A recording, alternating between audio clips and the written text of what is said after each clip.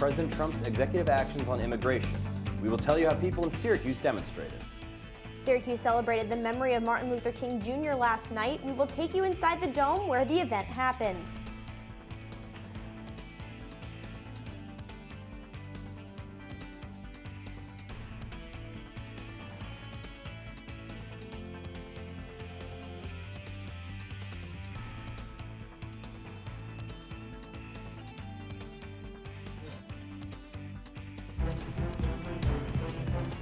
Student Association President Evengelista had his judicial board hearing earlier today. I'm Amico. And I'm Maria Cinti. CitrusTV reporter Noah Wolfe joins us live from Shine Student Center with a recap of how the hearing went.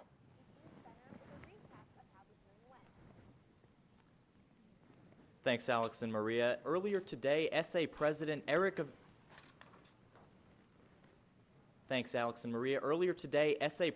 Evengelista had his Judicial Review Board hearing after he attempted to appoint a new public relations co-chair without emailing the student body to take applications. In response to his break of protocol, the Student Association did not confirm Evangelista's appointment. An anonymous complaint is what landed Evengelista in front of the review board in the first place. The president said the session went well, though. He elaborated by telling me that he said what he needed to say and that the board asked what they needed to ask. However, Evengelista declined to comment further. The president did justify his actions, though, by citing his busy schedule and his desire to be productive in his term. However, he did send the email requesting applications for the vacant PR spot on January 26th, 3 days after his hearing was announced. According to Evengelista and a judicial board member, sanctions were not handed down at the meeting today, and we'll let you know any new information as we learn more. Reporting live from the Shine Student Center, Noah Wolfe, CitrusTV. In the aftermath of the executive order issued by President Donald Trump on Friday, Syracuse University Chancellor Kent Severud addressed the student body in a statement today. The university has identified and is providing assistance to SU community members affected by the executive order. Severud also stated that SU has attempted to contact governor representatives about the order itself. Governor Cuomo announced Sunday night that he will be advancing legislation that would strengthen protections for airport workers. The act will consider an assault on an airport worker to be a Class D felony and could result in 7 years of jail time. The Proposition to Transportation Worker Protection Act comes on the heels of a reported attack on a Muslim employee at JFK International Airport this past Wednesday and protests at Hancock International yesterday. We welcome new immigrants to this country, and we do it on a daily basis. We see them as a sense of energy and a sense of revitalization. We're not threatened by new immigrants. We celebrate new immigrants. Protests at airports continued across the country yesterday as hundreds gathered at Syracuse's Hancock International Airport. CitrusTV's Meghan Mistry was at the airport where hundreds demonstrated to resist the president's controversial executive order. From chants to signs, hundreds of protesters showed their dismay with President Trump's executive order banning immigrants and refugees from 7 majority Muslim countries. It's bigotry. And we are all here to say as clearly, I am very glad that everyone is here saying no to bigotry, no to hate, no to discrimination. That was Mohammed Qatar, president of the Islamic Society of Central New York, addressing the crowd that gathered in the airport. Among them was Syracuse junior Khadija Abdul Qadir, who discussed how her family was personally affected. They've been in process for 10 years. I was hoping one day they will join us. It was only 2 weeks from now. Their flight was booked on the 15th, and it's not easy at all. In this crowd of hundreds of people is Syracuse's Mayor Minor. She addressed the crowd today saying, quote, "There are moments in history when you cannot be silent, and we find ourselves in one now. That's why people from all over central New York came down to Hancock Airport to protest." It's devastated to think that people would be turned away, people coming from regions where we have really been a destabilizing force. Curtin helped organize the protest. She hopes it and others around the nation will spur action against the executive order. So does Mohammed Qatar. I've lived here a long time. Our country does not hate Islam or Muslims, but we act, our government acts like they do. Castor says the ban won't make America safer, but will instead strengthen extremists and radicals. Meghan Mistry, CitrusTV News. Well, President Donald Trump is not backing down on his travel and refugee ban. Trump tweeted several times today defending the executive order, saying, quote, "A lot of bad dudes out there." This comes amid nationwide protests and ongoing lawsuits, including one filed Monday by Washington State's Attorney General Bob Ferguson. Ferguson was also in a group of 16 state attorneys general who released a statement over the weekend condemning the order. Actually had a very good day yesterday in terms of Homeland Security. And someday we had to make the move, and we decided to make the move. It would be nice again if we could have our cabinet, because our cabinet, which is outstanding, is going through a lot. I noticed Chuck. 2 men are in custody after at least 6 people were killed at a mosque in Quebec City last night. Canadian police are treating the attack as an act of terrorism. They say they don't believe there are other suspects, but investigators are working to make sure. 2 gunmen dressed in black opened fire at a mosque in Quebec City Sunday. At least 5 people who were wounded remain hospitalized. Authorities have not identified the 6 who were killed, but say they were all men between the ages of 39 and 60.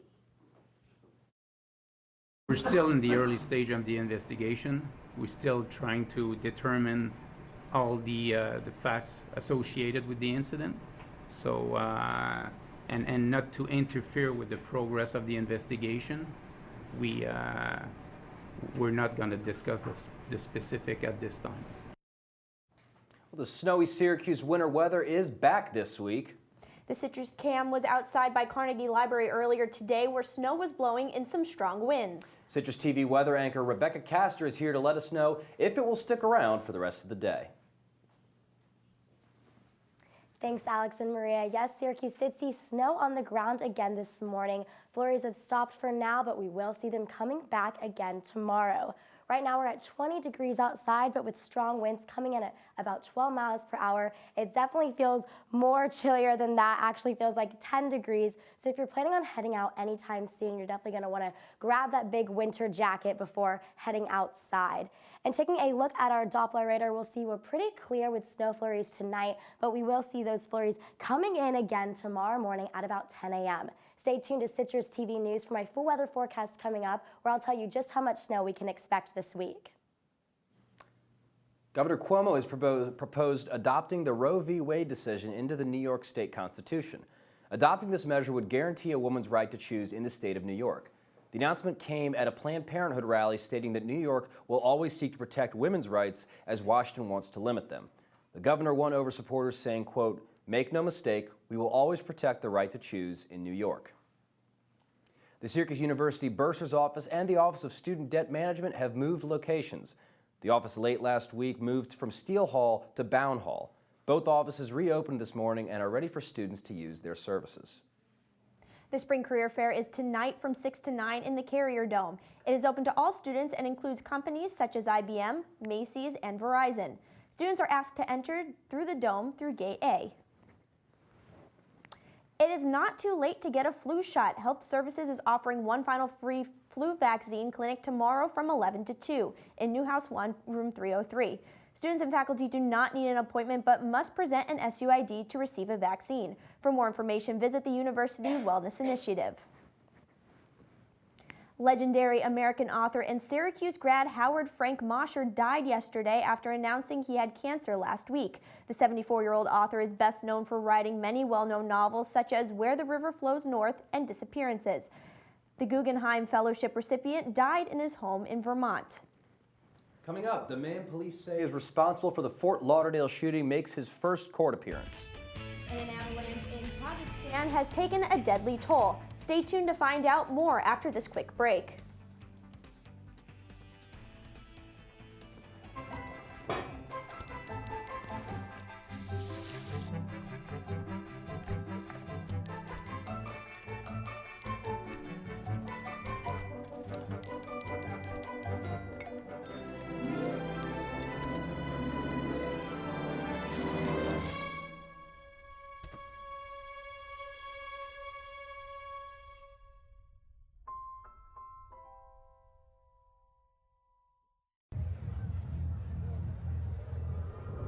Looking for these?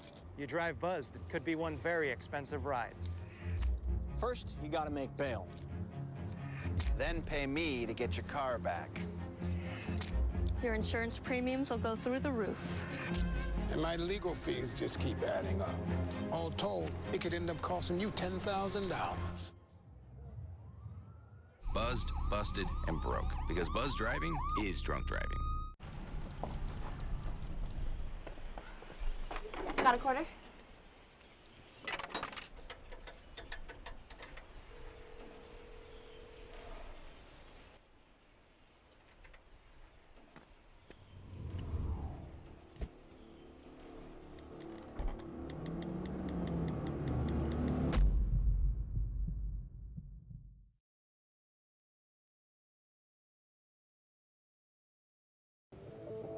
What are you, superheroes? Just four brothers who hate bullies and love this city.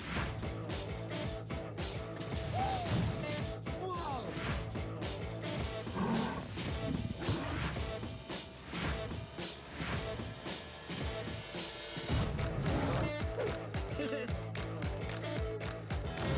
Gear up, guys.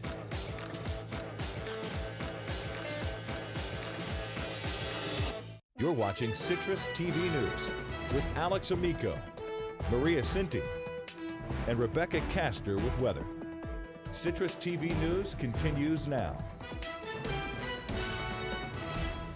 Weekend-long festivities in the memory of Martin Luther King Jr. culminated last night with a celebration at the Dome. Citrus TV reporter Sabrina Maggiore reports the evening was filled with performances and motivational speeches. This Sunday, Carrier Dome came alive for a celebration to honor the legacy of Dr. Martin Luther King Jr. The event kicked off with the dinner at 4:30 and was followed by a series of performances. I like the fact that they brought in the community to display all the young people talents that we have. In addition to live performances, the ceremony honored 4 unsung heroes who, in the spirit of Martin Luther King's beloved community, have made a positive impact in the lives of others.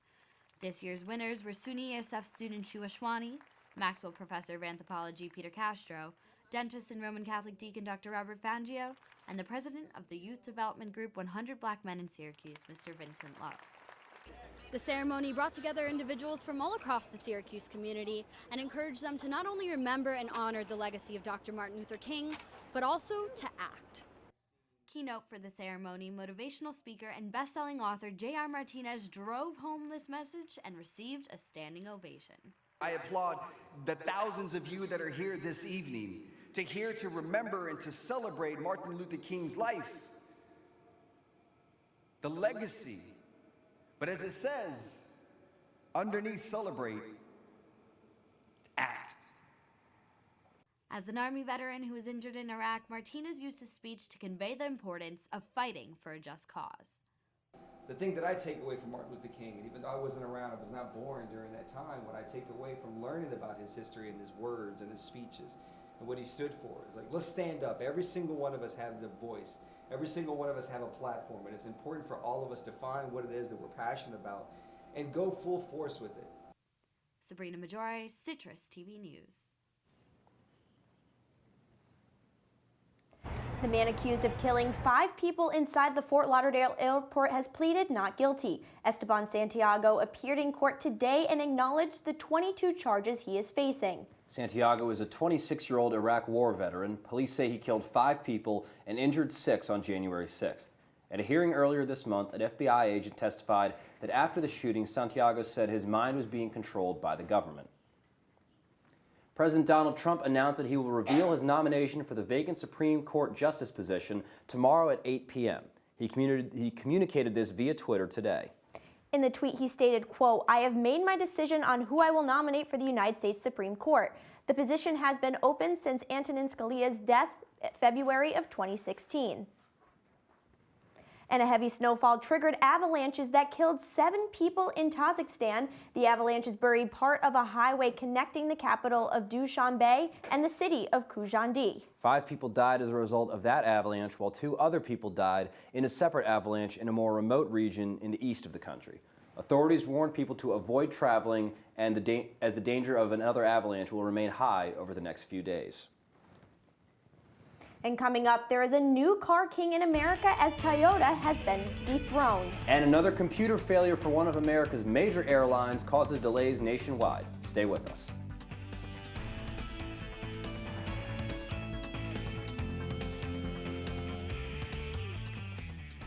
The story of a boy who didn't talk for a long time. The boy liked things to always be the same. Any changes would scare and upset him. The unknown was an unfriendly place. The boy was very sensitive to lights and sounds. So he built secret hiding places where they couldn't get in. The boy didn't like looking people in the eye. He wasn't trying to be mean, it just made him feel uncomfortable. Sometimes he would flap his arms again and again. One day, I found out I have something called autism. My family got me help. Slowly, I found my voice and learned all the ways I could live with it better. Early intervention can make a lifetime of difference. Learn the signs at autismspeaks.org.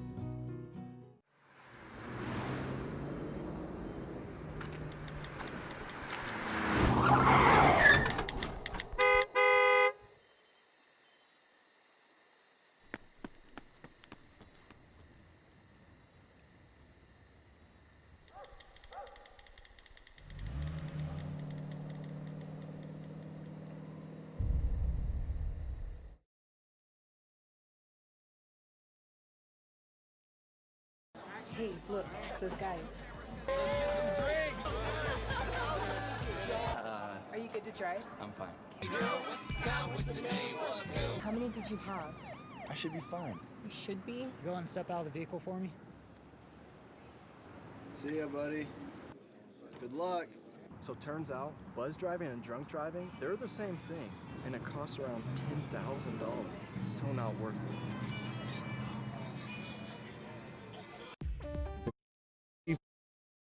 This is SU's most accurate weather forecast. We see below freezing temperatures across much of central New York. Syracuse right now is at 19 degrees, and that cold winter temperatures is going to bring some snow flurries our way tomorrow. Taking a look at our Doppler radar, we'll see we're pretty in the clear for flurries tonight, but then tomorrow morning at about 10 a.m., we'll see all those flurries coming our way, and those will continue throughout most of the afternoon tomorrow and into Wednesday. Tomorrow morning, we'll see temperatures at 18 degrees, and that 40% chance of snow is coming our way starting at 10 a.m. And with that snow and winds, strong winds coming in, it will feel more like 8 degrees, so you're definitely going to want to bundle up and grab that winter jacket before heading out to your 8 a.m. class. So your snow chance tomorrow is pretty high with that 50% chance of snow showers throughout tomorrow afternoon, but you won't have to worry about trudging through any large snow piles because less than about an inch of snow will actually accumulate on the ground. And taking a look at our 5-day forecast, we see snow flurries continuing throughout most of this week, but only about less than an inch on Tuesday, Wednesday, and Thursday. And then we have a break in the snow this weekend as it's partly cloudy skies on Friday and cloudy skies on Saturday. Walgreens has updated its deal with Rite Aid by extending the deadline and decreasing the price it will pay per share. The original deadline expired last week but has been extended to the end of July. The pharmaceutical merger was set to transfer 500 stores, but this number has now changed to 1,200. Walgreens initially planned to pay $9 per share, but now states they will only spend up to $7. A computer glitch affected Delta Airlines led to the cancellation of several flights as well as multiple delays. Delta canceled about 170 flights on Sunday night when the technology outage prevented some departures. President Donald Trump blamed Delta for creating issues at airports where large protests were being held in response to Friday's executive orders. Trump sent out a tweet reading, quote, "Big problems at airports were caused by Delta computer outage." Toyota is no longer the world's biggest automaker, a position it has held since 2012. Volkswagen has overtaken the Japanese giant despite undergoing a diesel emissions scandal. Toyota sold 10.2 million vehicles in global sales last year, falling short of the 10.3 million vehicles Volkswagen sold in the same amount of time. All those vehicles will be on display at the Syracuse Auto Expo beginning February 16th. A 23-year-old French dental student was crowned Miss Universe last night. Iris Mittenaire won the title in Manila, Philippines. The victory makes her the first French winner in more than 60 years. She beat out Miss Haiti in the finals. Mittenaire hopes to use her new platform to help put underprivileged children in school. This weekend at the box office, Split took the top spot for the second week in a row, grossing $26.3 million. A Dog's Purpose opened this weekend amid controversy of alleged animal abuse and only brought in $18.4 million. La La Land celebrated a milestone by passing the 100 million mark as fans flocked to see the film with this year's most Oscar nominations. Well, Syracuse basketball was historic this weekend, and then there was the men's team. Find out about a great Orange weekend and more. Stay tuned. We are back in just 120 seconds.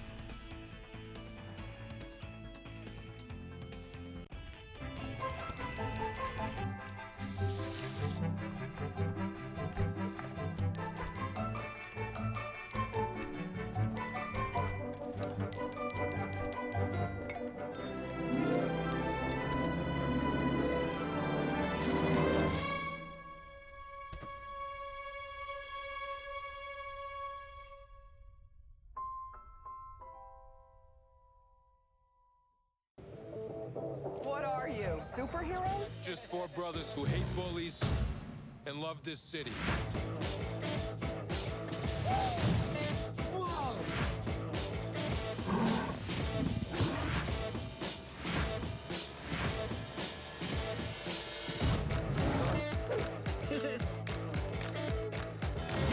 Gear up, guys.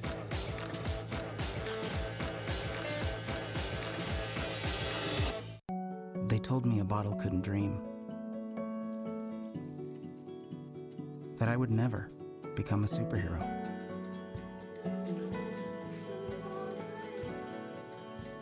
But I learned how to fly. Just to come back in a new disguise. And be the hero that I've always wanted to be.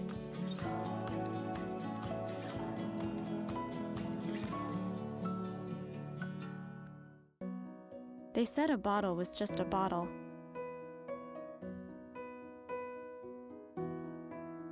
That no one would ever notice me.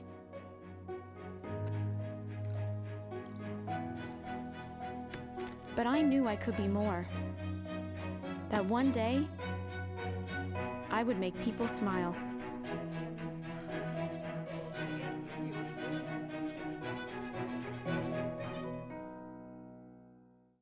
And now, your Citrus TV Sports Report.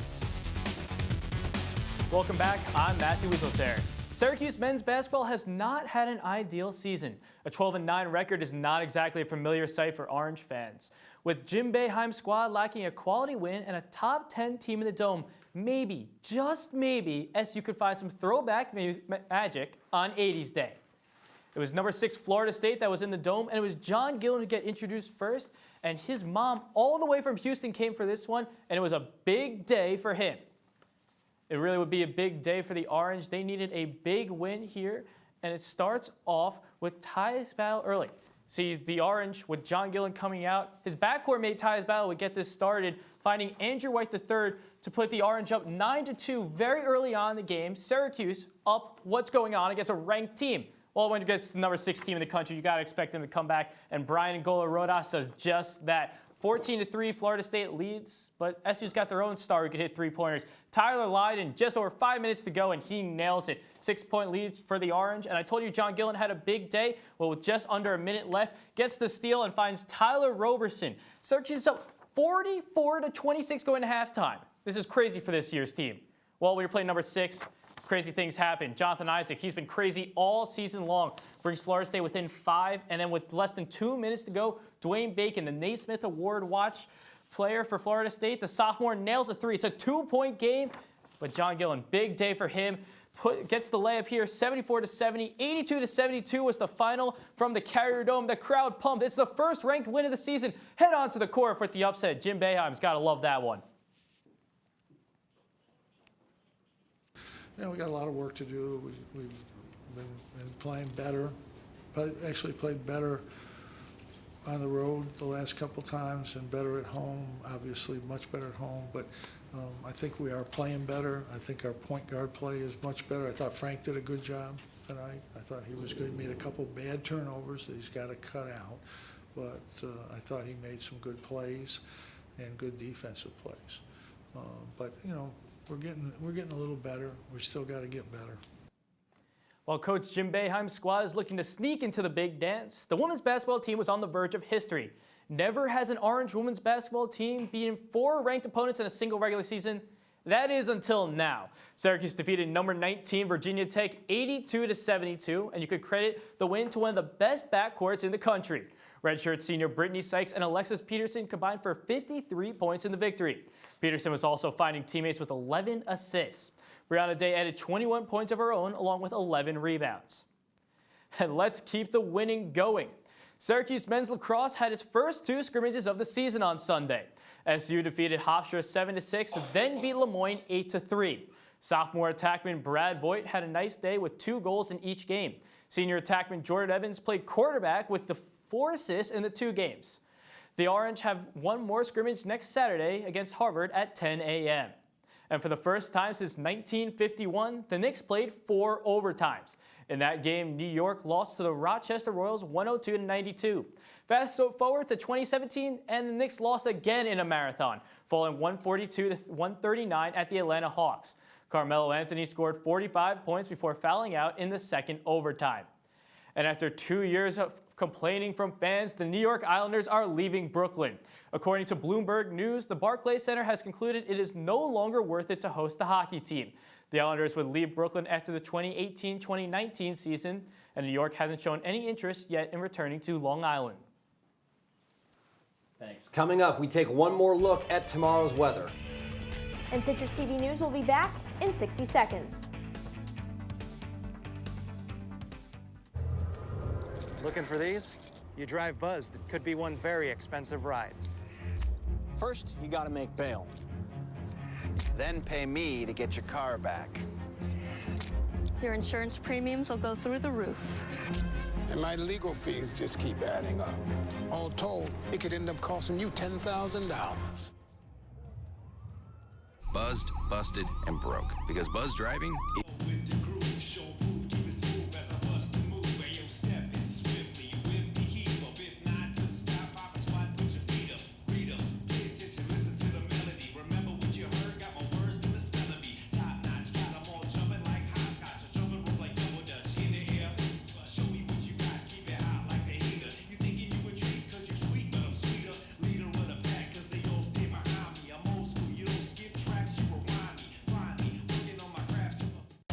If you see news happening on campus, in Syracuse, or across the nation, call the Citrus TV newsroom, 315-443-1177, or tweet at Citrus TV News, your campus news leader.